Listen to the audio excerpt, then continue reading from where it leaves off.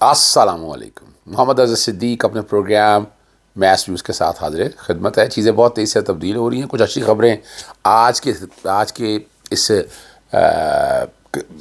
دکھ بھرے تکلیف بھرے ماحول میں اچھی خبریں بہتری کی طرف لے جاتی ہیں. اور میں جو باتیں کچھ تجویز کی تھیں یا پریڈکٹ کی تھیں وہ سچ ثابت ہو رہی ہیں. آج بات کریں گے. ایک تو بشرا بی بی نے اپنا واپس لے لی ہے جو اندراج مقدمات کی تفصیل اور کون کون سے مقدمے ہیں اس کی ڈیٹیل جاننے کے لیے درخواست واپس لے لی ہے. اور سب سے بڑی بات جو ہے سائفر کیس جو ہے اس کا ٹرائل دوبارہ شروع ہو گیا اور 28 نومبر کے لیے عمران خان صاحب کو طلب بھی کر لیا گیا, شاہ محمود قریشی کو بھی. سپریم کورٹ کے اندر پیریا کے کیس میں کیا حالات اور واقعہ چلے, لیکن سب سے جو بڑی بات ہے وہ الیکشنز کے حوالے سے ہے. انٹرا پارٹی الیکشن بلے کا نشان برقرار ہے, یہ میں نے آپ کو کہا تھا. اور میں ایک دفعہ میں نے بڑی دفعہ آپ کے سامنے یہ بات رکھی ہے. ایسا نہیں کہ میں نے آپ کے سامنے ایک چیز میں نے کوشش کی ہے کہ میں آپ تک رکھ دوں اور آپ کو پتہ چلتا رہے کہ حالات اور واقعات کیا ہے. آپ کو پتہ ہے انٹرا پارٹی الیکشن آج جو فیصلہ سنایا, تحریری فیصلے کا انتظار ہے. عموماً تحریری فیصلہ تبدیل کر دیا جاتا ہے, یہ علی ظفر صاحب کہتے ہیں. اور انٹرا پارٹی الیکشن ہوئے جس کا ریکارڈ وہ کہتے ہیں الیکشن کمیشن میں جمع بھی کروایا, حق میں فیصلہ سنایا, مگر تحریری فیصلہ روک لیا گیا ہے. اور یہاں جو زبردست بات ہے, انٹرا پارٹی الیکشن دوبارہ کرانے کا کہا ہے کہ الیکشن جو ہیں وہ دوبارہ کرائے جائیں. اور بلے کا نشان برقرار رہے گا. 20 دن کا ٹائم دیا ہے. ویسے ہی میں پوچھ رہا ہوں کیا ایسا ہے, کیا تھا اس میں, کیا ایسی کمی یا کوتاہی تھی, باقی کسی اور سیاسی جماعت نے نہیں ہے. یہی تو الیکشن کمیشن کا کردار ہے جو مشکوک ہے اس حوالے سے کہ صرف ایک ہی سیاسی جماعت کو بنیاد بنا کر آپ معاملات کو آگے لے کر چلتے ہیں. کیا اس بات کی اجازت دی جا سکتی ہے؟ اور اچھا ایک بات اور میں بتا دوں, کچھ لوگ یہ سمجھ بیٹھے ہیں کہ شاید عمران خان اپنا نا بطور پارٹی صدر کے اپنا الیکشن کے لیے اہل نہیں ہے. بالکل اہل ہیں اور 100% اہل ہیں. الیکشن کمیشن نے توشہ خانہ کا پہلے فیز کے اندر ایک فیصلہ کیا تھا اور وہ بھی غیر قانونی ہے, اختیارات سے تجاوز ہے, اپنے اختیارات سے تجاوز کیا. اسپیکر نے ناجائز ریفرنس بھیجا, غیر قانونی ریفرنس بھیجا, اختیار ہی نہیں تھا آرٹیکل سے. الیکشن کمیشن کا اس پہ اختیار نہیں تھا کوئی ایکشن لیتا. پھر اس نے 62(1)(f) اپنے طور پر اختیار استعمال کرتے ہوئے عمران خان صاحب کو نااہل قرار دیا اور ساتھ استغاثہ چلانے کا کہا. اسلام آباد ہائی کورٹ میں چیلنج کیا. اسلام آباد کا ہائی کورٹ کے چیف جسٹس نے اس بات کو لٹکائی رکھا, یہ ریکارڈ کے اوپر ہے. ووٹر کی طرف سے میں نے وہ چیلنج کیا لاہور ہائی کورٹ میں 137 کا انٹرپریٹیشن کہ وہ تو 4 مہینے کے بعد آپ کچھ کر ہی نہیں سکتے. لاہور ہائی کورٹ میں ایک درخواست آ گئی آفاق احمد نے کہ جناب پارٹی کے چیئرمین کے عہدے سے ہٹایا جائے. یہ میں وہ بتا رہا ہوں جو حقائق ہیں. اکٹھی درخواستیں ہوگی, لارجر بینچ کے پاس چلا گیا. عمران خان صاحب کو فریق بنایا ہوا تھا, نوٹس ہوا, عمران خان صاحب کے وکالت نامہ آ گیا اور عمران خان صاحب نے اس فیصلے کو 2 طرح سے چیلنج کر دیا. جو کہ میاں والی کی سیٹ تھی ایک تو اس کانٹیکس میں, اور جو نوٹس دیا تھا الیکشن کمیشن نے پارٹی صدارت سے ہٹانے کے لیے, اس کو چیلنج کر دیا. میں نے وہ لارجر بینچ کی درخواست واپس لے لی کہ عمران خان صاحب نے براہ راست چیلنج کر دیا. پھر ہم یوں لارجر بینچ کے پاس 5 ممبر بینچ کے پاس یہ بہانے بناتے رہے کہ جناب پہلے اسلام آباد ہائی کورٹ ڈیسائیڈ کرے اور یوں ڈیلے کرتے رہے. الٹیمیٹلی یہ سیدھا سا معاملہ تھا, بڑا سیدھا اور سمپل سا تھا. یہ الیکشن کمیشن کا, اور الیکشن کمیشن کے وکیل ذرا یہ بھی ریکارڈ میں بتائیں وہ کس کیپیسٹی میں, کس طرح, کون سے منتخب کرتے ہیں, وہ پاکستان مسلم لیگ نون کے قریب کے لوگ کیوں تھے. یہ دیکھیں یہ ریکارڈ کے اوپر چیزیں ہیں, کوئی میں ریکارڈ سے ہٹ کے بات نہیں کر رہا.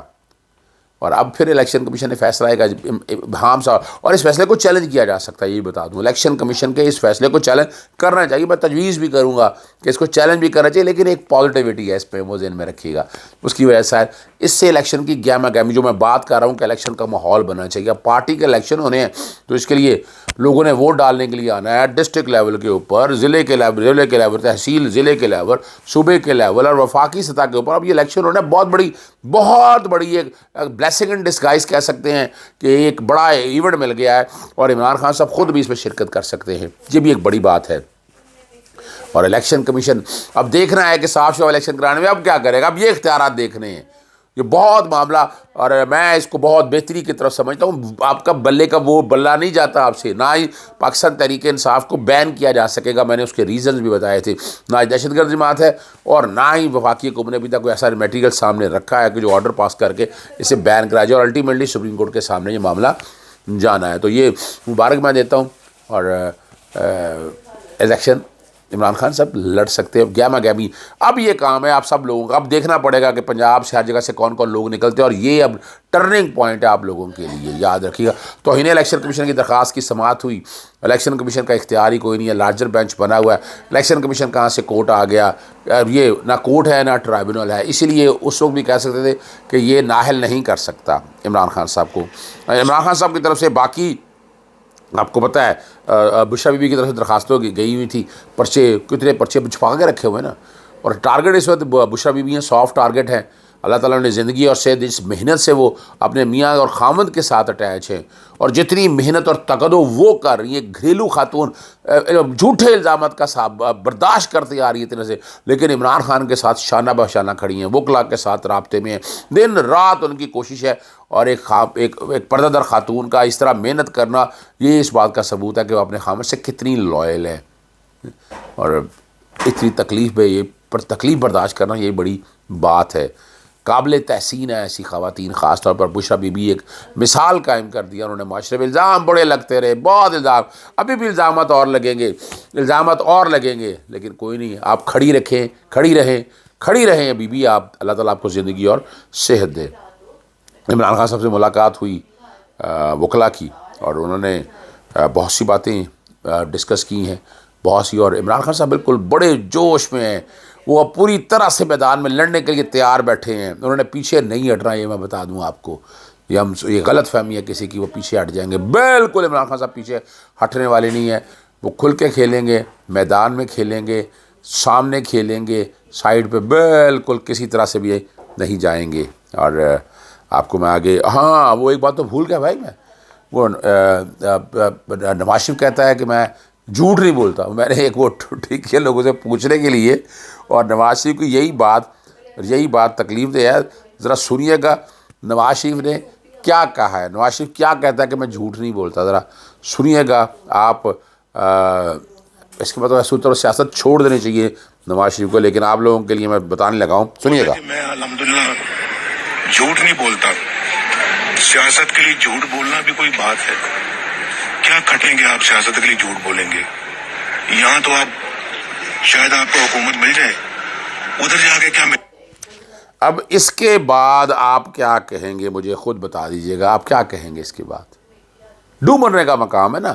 اس کے بعد تو اب نواز شریف کو کچھ سیاست کرنے کا حق بنتا ہے. چپ کر کے چھوڑ کے گھر بیٹھے، آرام سے جا کے گھر بیٹھ کر اللہ اللہ کرے. جھوٹ تو آپ نے اتنے بول دیے ہیں. اور یہ پرانے جو ہے نا، یہ پرانے جو قصے کہانیاں، بابے، کچھ نہیں ملے گا، کچھ نہیں ہے آپ کے پاس کہنے کے لیے، کچھ نہیں ہے آپ کے پاس کرنے کے لیے. وہ آپ بیوقوف بناتے رہیں.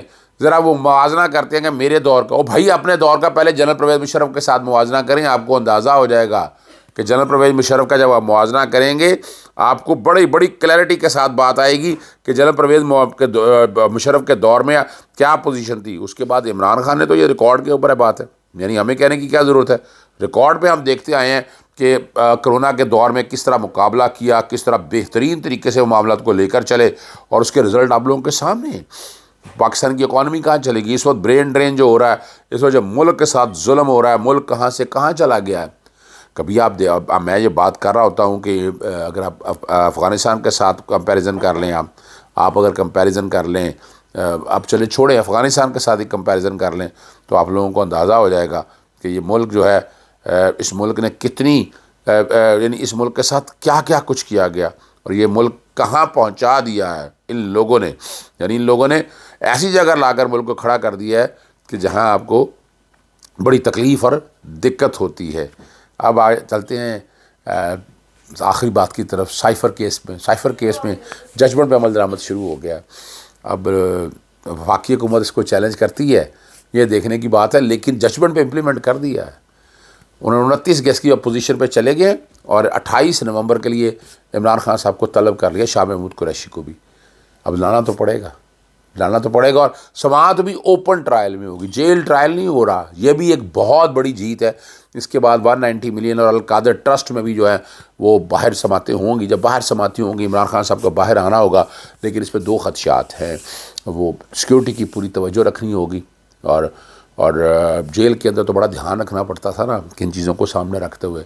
تو عمران خان صاحب 28 نومبر کو پیش ہو رہے ہیں اور بہت بڑا استقبال ہوگا.